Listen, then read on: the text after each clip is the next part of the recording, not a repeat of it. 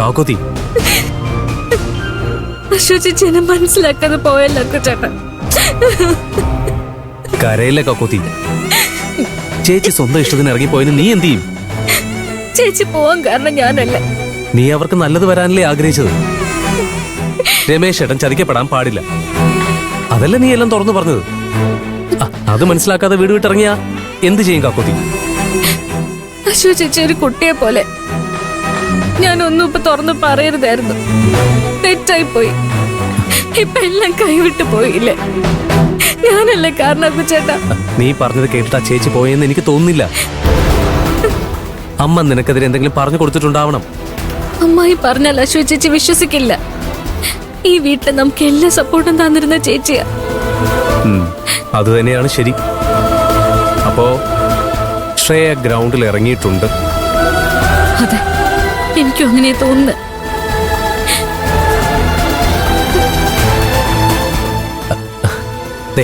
നീ വിഷമിക്കണ്ട, ചേച്ചിയെ നമുക്ക് നടന്നത് പറഞ്ഞ് മനസ്സിലാക്കാം.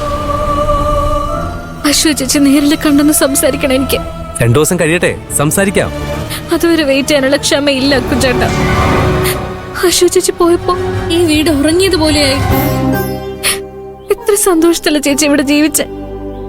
എനിക്കിപ്പോ തന്നെ ചേച്ചിയെ കാണണം. ശരി, നിന്റെ തീരുമാനം അതാണെങ്കിൽ നടക്കട്ടെ. നീ ഇവിടെ നിന്ന് റെഡിയാവും, ഞാൻ നിന്നെ ഡ്രോപ്പ് ചെയ്യാം.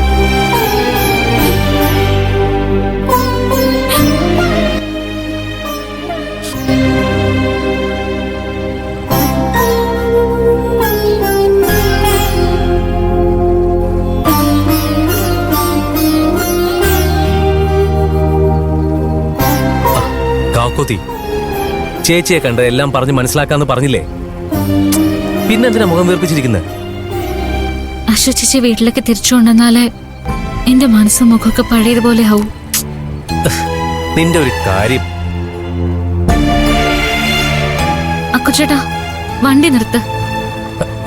എന്താ നീ എന്തിനാ ഇറങ്ങിയത്? ഞാനൊന്നും പറയുന്നില്ല, വാ കേറ്. അതുകൊണ്ടല്ല അക്കുചേട്ടാ, അമൃതേച്ചിയുടെ വീട് ഇവിടെ അടുത്തല്ലേ.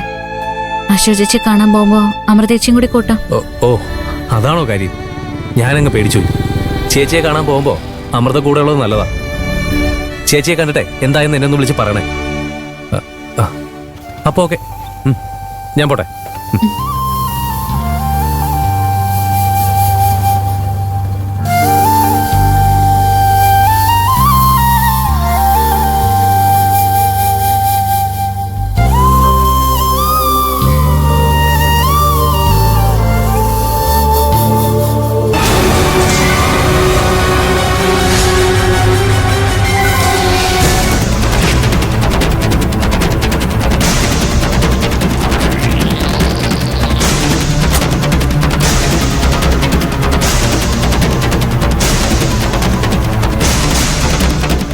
അല്ല ചാരു, ഈ പൊരുവേലത്ത് എങ്ങോട്ടാ ധൃതി പിടിച്ചോടുന്നേ?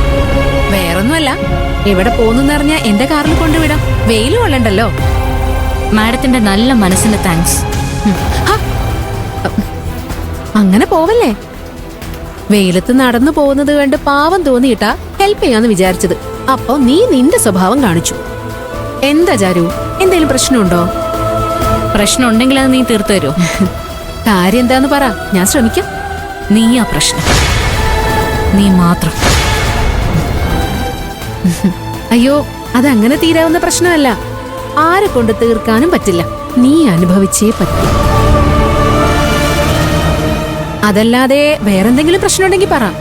വീട്ടിൽ നിന്ന് ആരെങ്കിലും പിണങ്ങി ഇറങ്ങി പോയതോ അങ്ങനെ എന്തെങ്കിലും?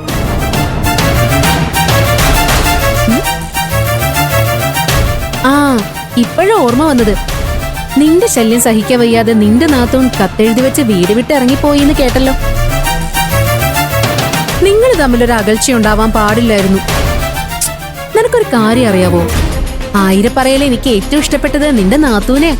പാവോ, അതിന്റെ മനസ്സ് വിഷമിപ്പിക്കുന്നത് വലിയ പാവോ. ആ, അല്ലെങ്കിലും നല്ല ആളുകളെയാണ് ദൈവം ആദ്യം കഷ്ടപ്പെടുത്തുന്നത്. ഞാൻ ആയിരപ്പറയില് വന്നു കയറാൻ നേരത്തെ തന്നെ അവർക്ക് ഇങ്ങനൊരു സിറ്റുവേഷൻ ഉണ്ടായല്ലോ.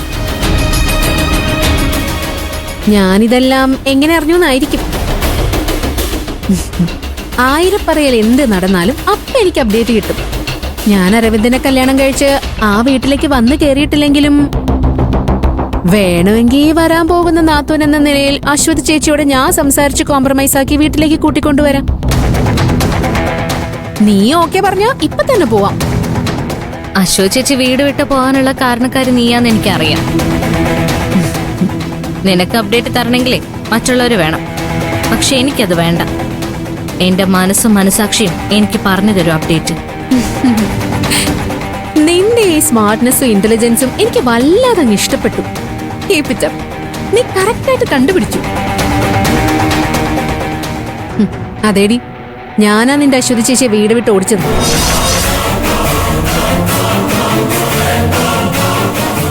ഇത് എന്റെ ഒരു കാവ് തീണ്ടല്ലോ. നീയും നിന്റെ ഗോഡ് ഫാദറും ആഗ്രഹിക്കുന്നത് കൂട്ടുകുടുംബമായിട്ട് എല്ലാരും സ്നേഹത്തോടെ ജീവിക്കണമെന്നല്ലേ? ആ ആഗ്രഹത്തിന് ഞാൻ വെച്ച ആദ്യത്തെ ചെക്ക നിന്റെ അശ്വതി ചേച്ചി. ഞാൻ അവിടെ വന്ന് കേറുന്നതിന് മുമ്പ് ആ വീടിന്റെ ഓരോ കല്ലായി ഇളകി തുടങ്ങി. അങ്ങനെ ഓരോ കല്ലുകളും ഇളക്കി ആയിരപ്പറയുടെ അസ്ഥിവാരം ഞാൻ തോണ്ടും. അതാ എന്റെ ജീവിത ലക്ഷ്യം.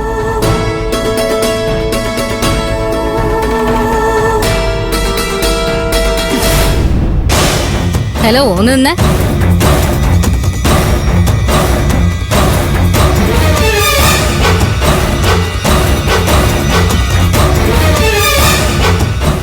എന്റെ വീട് വെറും കല്ലും സിമെന്റും മരവും കൊണ്ടുണ്ടാക്കിയതാണെന്ന് നീ വിചാരിച്ചിട്ടുണ്ടാവും. നിനക്ക് തെറ്റി ശ്രേയ. ബാലമാമന്റെ സ്നേഹവും കരുതലും കൊണ്ട് കെട്ടിപ്പടുത്തതാ ആയിരപ്പറ എന്ന സ്വർഗം. അത് നിനക്കുള്ളതല്ല. നിന്നെ പോലുള്ള 1000 ദുഷ്ജന്മങ്ങൾ വന്ന് കയറിയാലും ഒന്നും ചെയ്യാൻ പറ്റില്ല. ജീവിത ലക്ഷ്യം സ്വപ്നം കണ്ടിരുന്നോ നീ?